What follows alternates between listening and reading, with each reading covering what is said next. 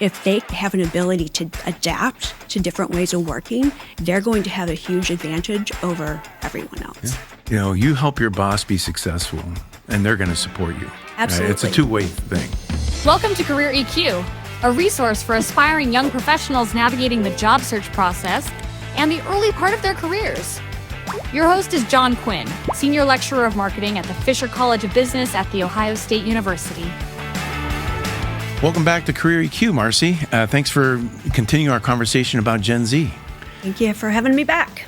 So this episode is going to be a continuation of our conversation about Gen Z in the workplace. But this time, I solicited a bunch of questions from a bunch of my students on this topic. So I'm going to kind of tee up a bunch of questions, and they get the opportunity to hear your answers. So you ready for this? I am ready. All right. So the first one deals with primary concerns employers have regarding Gen Z workers. So our first question is from Lauren, a first-year marketing major. What are some tips or resources that students could use to improve their communication skills, specifically due to growing up in an age that is so focused on online communication and behind-the-screen interaction? I think the biggest thing that they can do is experiment without the technology, and consider it experiment. Like what I'm pushing the Gen X and millennials to do, who are at the other side of it, is to really adapt to the online technology. And if you think about when COVID started, for many of us, how awkward it was to suddenly be on video, right? Or video calls, and it seemed really weird. Now it's second nature. For Gen Z, I think it's the same thing. So if they really experiment, take away the phone, spend more time without the phone, without the social media, talking with people, and actually force yourself into the environment that the employers, the workforce expects you to, be more fluent in, it can help you adapt easier. Yeah, that's good advice. I have some episodes on networking, and it seems like those face-to-face interactions aren't coming as naturally as they did maybe previous generations. You kind of have to force the situation and get yourself more comfortable with them. Which makes sense. And Gen Z has the advantage with virtual and with online. Again, think of it as a challenge to close the gap so that others don't have the advantage on you when it comes to in person. Yeah, very good.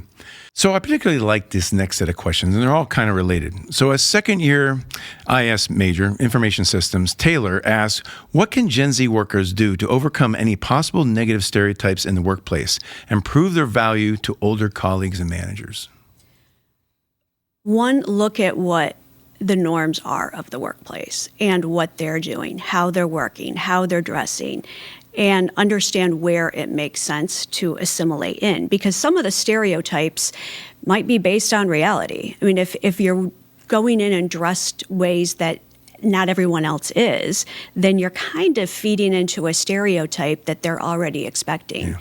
And a bunch of associations go along with that then that may or may not apply. Absolutely. And when you're perceived to have a stereotype, I think the best thing you can do is to question it and do it with curiosity and maturity, because the fact is that can throw off the person who thinks, that is coming at it with a stereotype.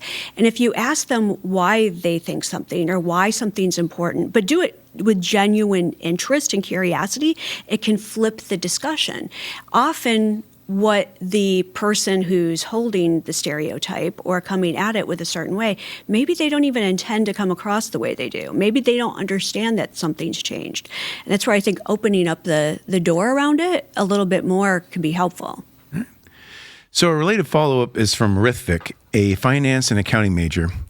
He would like some insights regarding what can they do in their first 90 days, so like the Gen Z employees, what can they do in their first 90 days in the job to demonstrate motivation and professionalism? This is where I go back to the blueprint. Ask your manager if they would be willing to talk with you about what their expectations are. Ask them proactively, how do you prefer to be communicated with? When do you what's most important to you? What are your goals? How do people determine whether you're successful? Then ask them, how are they going to determine how you're successful? Otherwise, I think some of these things, there are things like being there when you're expected to be there, communicate the way that's expected, you put in as much as you can in those 90 days, because just like first impressions, that's when your employer's deciding what their impression is of you, and you can either spend the next year fighting back against it or being in a little bit more of a flow with it. But if you take on proactively and ask these questions, your employer is going to understand that you genuinely want to succeed and you want to help them succeed. Don't be afraid to take those initiatives, but do it with an attitude of interest, of curiosity, of desire to succeed, letting them know you want to do this because you want to do a really good job and you want to understand what that, you make sure you have a clear understanding of what that looks like. I might add a little bit to that too. I mean, also asking your supervisor, what are those other relationships you should be forming within the organization, cross-functionally? Don't get stuck in your silo. Absolutely. That's a great one. Yeah. So Marlo, a first-year accounting student, is concerned about how a new hire can do this without coming off as too pushy or coming off as being entitled. I think the best way to do that is to sit with them and let them know that the reason you're asking, the reason that you want to understand the questions, the reason you want to understand what they need and what they want. I think there might be a little bit too much fear of looking entitled and stepping away from it, and that can actually make it look worse. So How so? Well, if you think about with someone who's starting, and if they meet with me, and if they're afraid of looking entitled, they may be doing things or taking steps or taking actions or working in certain ways because they're trying to beat the stereotype or they're trying to look the opposite of what it is. I may not even want them doing those things. I may not want them working in those ways. I think it comes down to the communication and the talking with the employer and taking the initiative around it. I think the challenge also is around focus, and this comes in both directions. I mean, there's so much going on in organizations right now and so much expected, especially as the economy feels like it's tightening and there's more demands. Employers have more expectations put on them of what they're supposed to do, of what they're supposed to achieve. And with that, it takes the focus off of the time that they can give to you.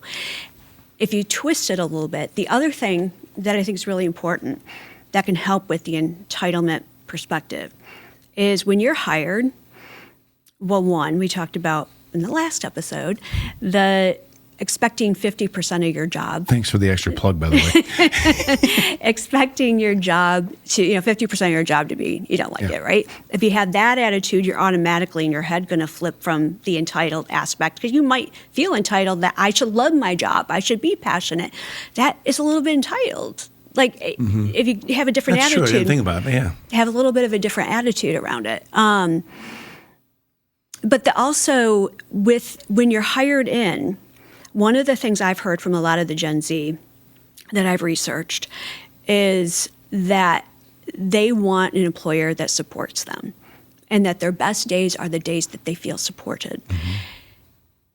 That's fantastic and that's good and it's great when it happens. The challenge is most of your employers are hiring you to support them. And if you have in your mind that this person needs to support me better, they need to do these things better, it's going to come through, and it will come through as feeling entitled. Yeah. And that's where I think some paradigm shifts in what the job is, what the position is, and the idea that if you get an employer that really does support you, that takes care of you, that cares about you, that's fantastic. But you're not likely to get that until you've shown that same degree of loyalty and care and dedication to them. It almost reminds me of something I was told early in my career. It's like, make your boss look good. Mm-hmm. You help your boss be successful, and they're going to support you. Absolutely. Right? It's a two-way thing. Absolutely. Yeah? So in the process of soliciting some questions, I told my students I was going to do this and say, hey, let me know what you want to know. Right. And apparently, many of my students are experiencing quite a bit of angst about working remotely. So the next few set of follow-ups are kind of along these lines. Two juniors, Avery in information systems, and Gavin in operations, plus Aiden, so I guess there was a third one, a second-year finance student. They want to know how they can demonstrate motivation and professionalism in a hybrid or remote work environment where these interactions are somewhat limited. So whether you're in-person, hybrid, fully remote, one of the best things you can do is take extra initiative.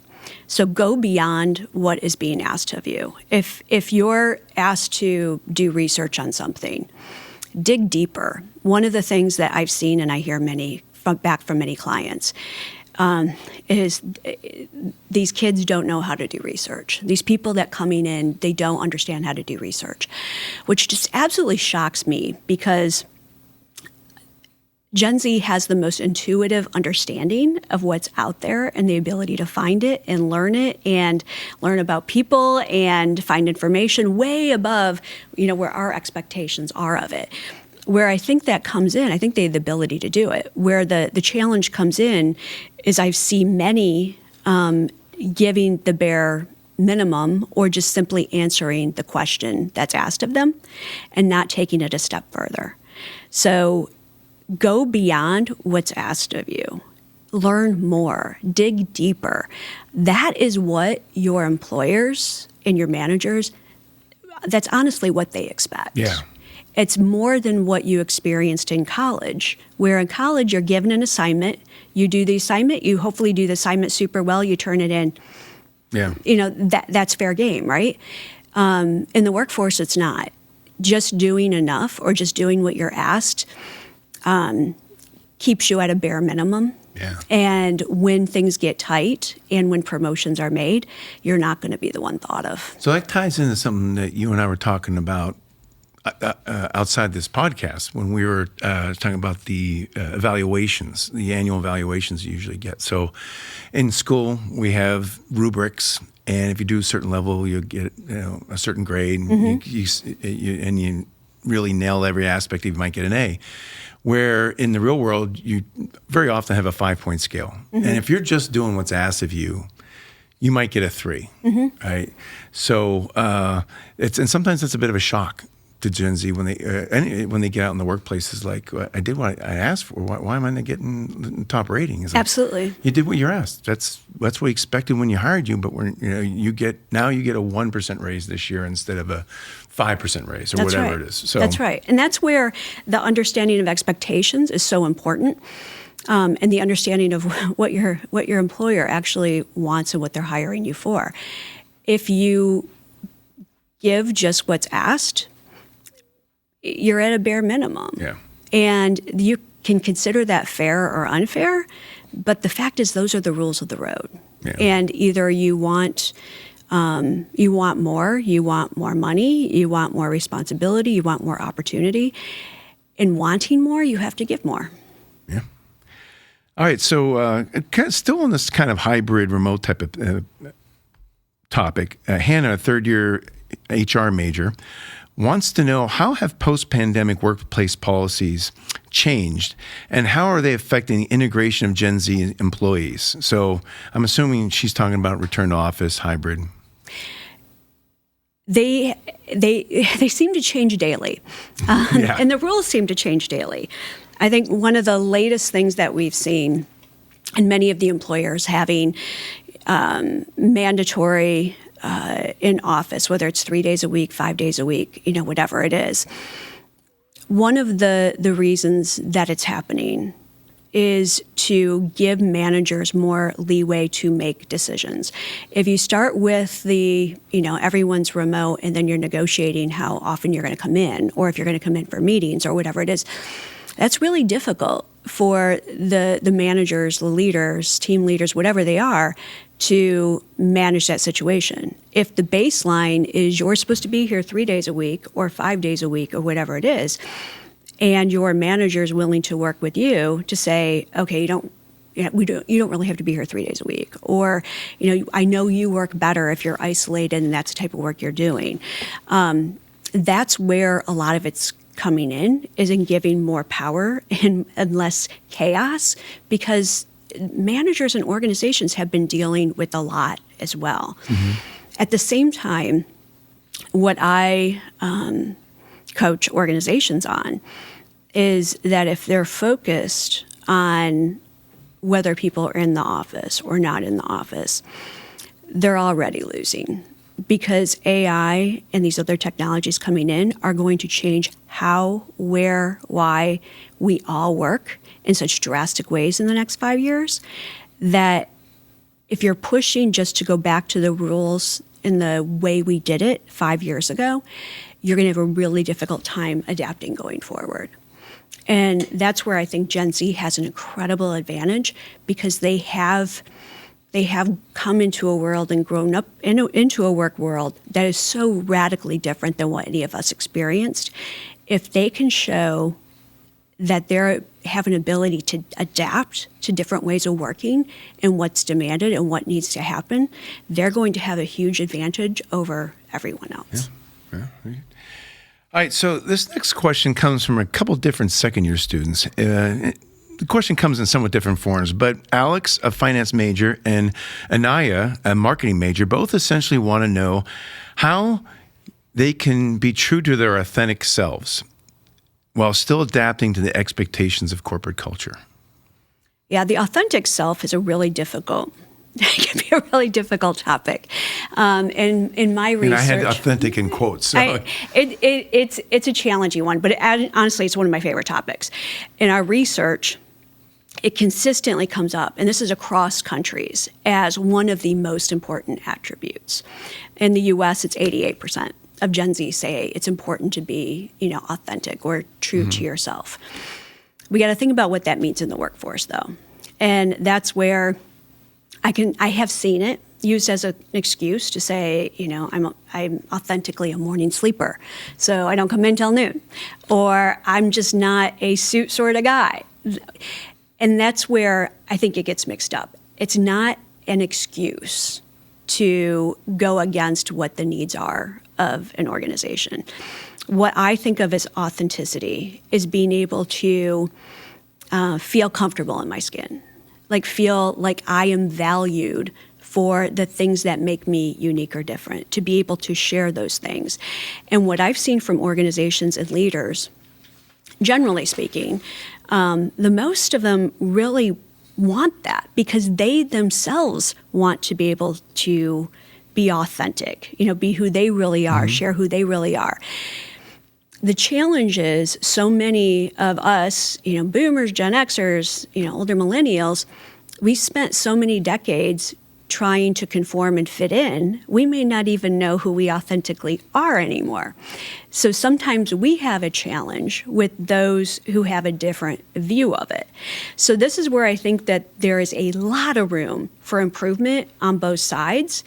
But with the younger people, it's considering what makes you, what do you think is different about you that, around this authenticity that you're sharing.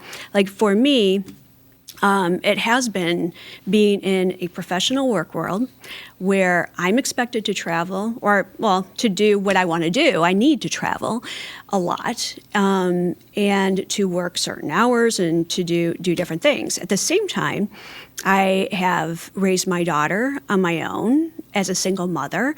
In the authenticity, I've been told at different points that I should hide that.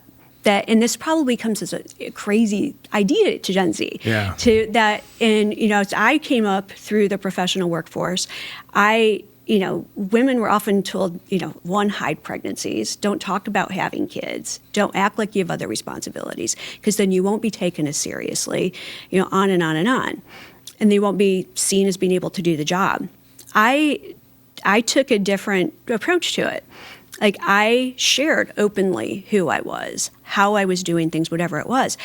But not as an excuse not to do what was expected of me, but instead to be able to demonstrate I could be something that was different and still do the job, still be able to, pull it through. And that's where I think being able to show who you are authentically is important, because we need the unique aspects, the views, the attitudes, the beliefs, the experiences that come with it, because it's a huge advantage to an organization to have those, diversities of viewpoint. But if you use it as a reason to not fit the mold, to not do what's expected of you, then I think you're actually doing a disservice to yourself and what authenticity represents. Well, that was a great personal story. Thanks for sharing that. Yeah, that's very relatable. So, all right, next one's a bit of a curveball, and potentially maybe something Gen Z could leverage to their advantage. A sophomore in finance, Maddie, wants to know how the use of AI is impacting the success of undergraduate students, meaning like students coming straight out of undergrad and they're working or in their internship, and is this connecting to a lack of effort in the workplace?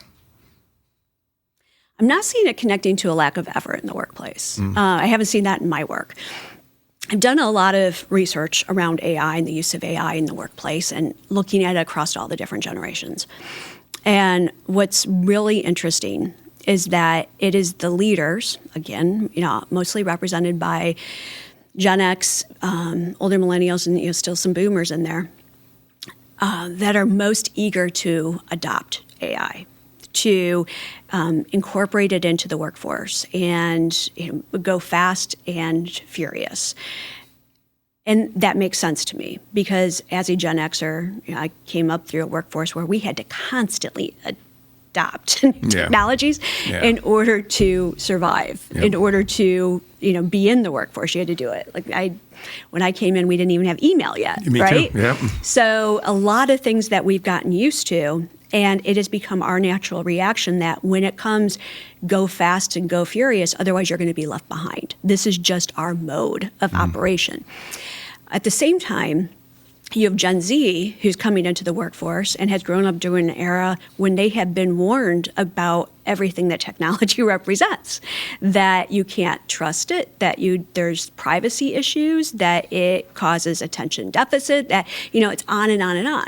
So we came up and we were conditioned against technology's good, take it, just do it. They've been conditioned on the other side of it. Beware. And what I'm seeing within the workforce are some challenges, but I think there's benefits on both sides. You have employers that really want to move fast, and you have Gen Z and the younger millennials too, who are more hesitant. They're wondering why. And I think that there's a lot of validity in asking those questions. What's the purpose of the technology? What are we going to do with it? How are we going to use it? So where I think Gen Z has an advantage is in understanding the technology, but also in asking questions around it, asking what's valid, what is allowed, what you're supposed to do. I've seen just as many Gen Z in college who are staying away from AI or Gen AI because they're fearful of what they're allowed to do, of what they're allowed to do within organizations, which is funny because I see a lot of educators and business leaders who are just going with it, are going faster than many of the students. And there's going to be a point where we have to come together on it and understand what the real opportunities are. But so far, I see Gen AI as an advantage for those who understand how to use it, but also come with the knowledge. Because if you think about a calculator, right? So if you have, or even an Excel program, like when I was young, we weren't allowed to use calculators in class or, to do these different things. We had to figure out how to do the math.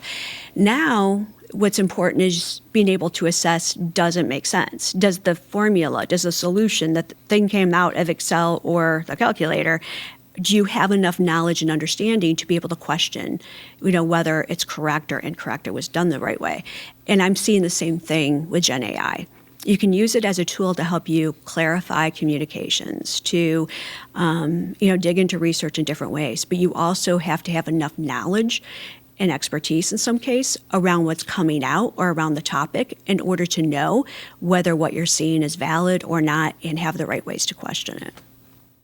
So, in full disclosure, I filtered out some questions from some students, but and a lot of these questions addressed how the workplace should change to adapt to the new generation's communication styles, their attitudes towards formality, things like that. Mm-hmm. However, I'd like to get your reaction to this. And you've talked a little bit about some of this in the previous episode, but What are your thoughts about such expectations or even maybe demands that the workplace changes? The most important thing is to assess where you're actually looking at working and what their culture is, how they work, what they do. And just in the baseline of what it is today, is it a place you can go in, feel comfortable being yourself, and follow kind of the guidelines that they have established for the moment at least? Going in and immediately pushing for changes in whether it's how you dress, when you work, without first demonstrating that you are a value to the organization is going to be a challenge. If you prove your worth, if you show what your ability is and what you can do, that then gives you the runway to start to implement changes, to help move in the direction of change, to help challenge things.